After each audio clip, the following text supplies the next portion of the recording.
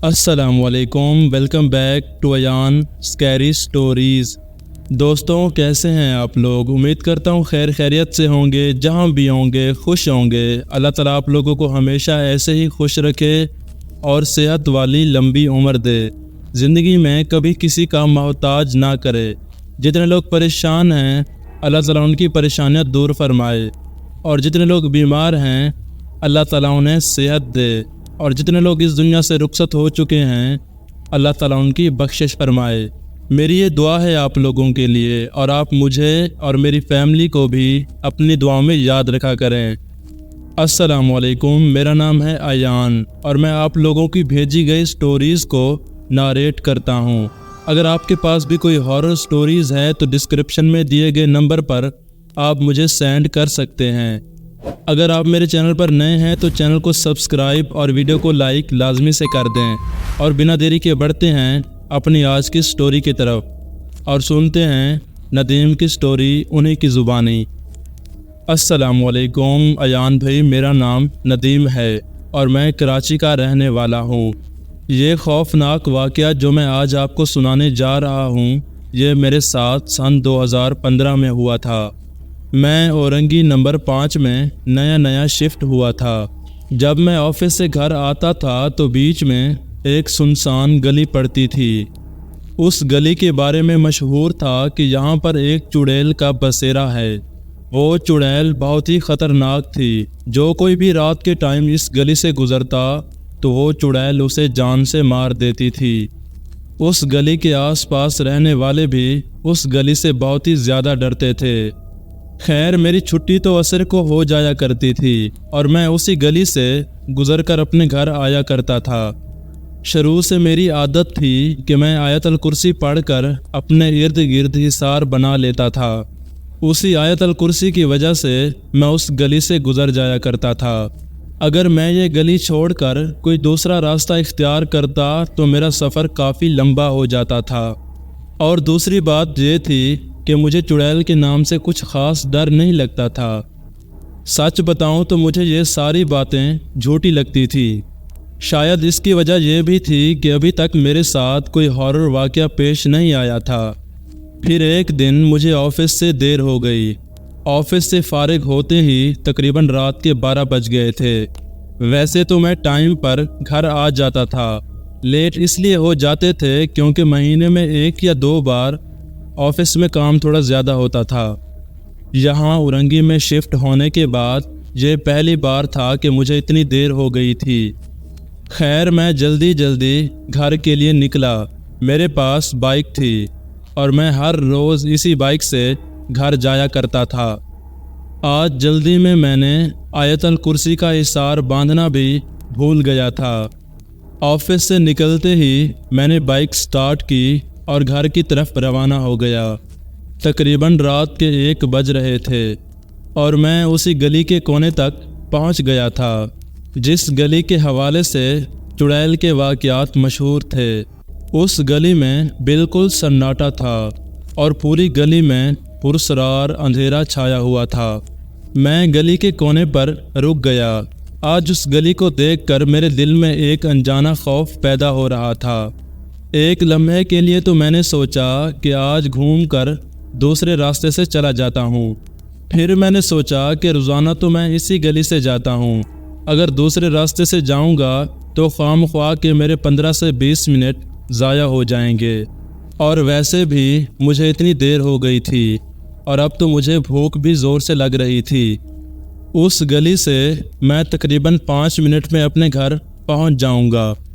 بالآخر میں اسی گلی میں داخل ہو گیا۔ میں نے ابھی تھوڑا ہی سفر طے کیا تھا کہ اچانک میرے کانوں میں کسی لڑکی کی آواز ٹکرائی۔ میں نے جب تھوڑا غور کر کے سنا تو وہ میرا نام لے رہی تھی۔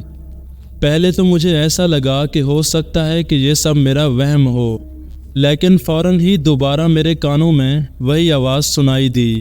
اب تو میرا دل بند ہونے لگا تھا۔ میرے ذہن میں بہت سارے واقعات گونجنے لگے جو میں نے لوگوں کی زبانی سن رکھے تھے۔ وہ سارے واقعات میرے ذہن میں گھومنا شروع ہو گئے۔ میں نے فوراً بائک کی سپیڈ بڑھا دی تاکہ میں جلدی سے اس گلی سے باہر نکل جاؤں، لیکن جیسے ہی میں نے بائک کی سپیڈ بڑھائی تو میری بائک پر بہت ہی زیادہ لوڈ آ گیا۔ مجھے ایسا لگ رہا تھا جیسے کسی نے میری بائک پر کوئی بہت ہی وزنی چیز رکھ دی ہو۔ میری بائک بہت ہی سلو آگے بڑھ رہی تھی۔ پھر اچانک مجھے ایسا محسوس ہوا جیسے میرے پیچھے کوئی بیٹھا ہے۔ ایان بھائی، آپ یقین جانیں میں اتنا خوف زدہ ہو گیا تھا کہ میرے رونگٹے کھڑے ہو گئے تھے۔ میری جگہ ذرا آپ خود کو امیجن کر کے دیکھیں۔ ابھی میں اسی کشمکش میں تھا کہ اچانک میرے کندھے پر کسی نے ہاتھ رکھ دیا۔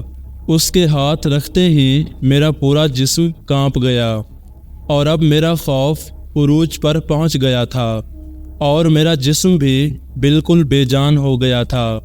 وہ ہاتھ بہت ہی زیادہ ٹھنڈا تھا۔ میں نے ہلکے گردن کو ٹیڑھا کر کے پیچھے کی طرف دیکھا۔ وہ ہاتھ سفید مائل اور نیلے رنگ کا تھا۔ وہ ہاتھ ایسا تھا جیسے کسی پرانی لاش کا ہو۔ اس ہاتھ کے ناخن لمبے اور نوکیلے تھے۔ پھر اچانک میرے کان میں ایک آواز گونجی۔ وہ آواز یہ تھی کہ ندیم، بائک روکو۔ میں نے فوراً سے پیچھے مڑ کر دیکھا۔ اف میرے اللہ! پیچھے جو میں نے منظر دیکھا، وہ منظر دیکھتے ہی میرے پاؤں کے نیچے سے زمین نکل گئی۔ اس کا چہرہ اتنا خوفناک تھا کہ میں آپ کو بیان نہیں کر سکتا۔ اس کے لمبے بال اور سفید آنکھیں اور اس کے چہرے پر ایسی خوفناک مسکراہٹ تھی جس کو دیکھتے ہی میرے پورے جسم میں خوف کی لہر دوڑ گئی۔ اور پھر وہ کہکا لگا کر ہنسنے لگی اور پھر اس نے اپنے لمبے ناخن میرے کندھے میں گاڑ دیے۔ درد اور خوف کی شدت سے میں نے کہا، یا اللہ میری مدد فرما۔ مجھے ایسا محسوس ہو رہا تھا جیسے میری جان نکل رہی ہے اور میرا پورا جسم پیرالائز ہو گیا تھا اور میری بائک ڈس بیلنس ہو کر نہ جانے کس چیز سے ٹکرائی اور میں لڑکتا ہوا کافی دور جا کے گرا اور گرتے ہی بے ہوش ہو گیا۔ جب مجھے ہوش آیا تو دن نکل چکا تھا اور سورج بھی بالکل میرے سر پہ کھڑا تھا۔ پہلے تو میں نے سمجھا کہ شاید میں مر چکا ہوں، لیکن اپنے ارد گرد کی جگہ کا جائزہ لینے کے بعد مجھے محسوس ہوا کہ میں زندہ ہوں۔ میرے جسم پر جگہ جگہ سے کپڑے پھٹے ہوئے تھے اور بہت سی جگہوں پر مجھے چوٹ بھی آئی تھی، لیکن شکر ہے کہ میری کوئی ہڈی وغیرہ نہیں ٹوٹی تھی۔ لیکن میرے کندھے پر جہاں اس چڑیل نے اپنے ناخن گھسائے تھے وہاں بہت زیادہ درد ہو رہا تھا اور وہاں سے کافی زیادہ خون بھی نکل چکا تھا۔ خیر میں اٹھا اور اپنی بائک لے کر گھر پہنچ گیا۔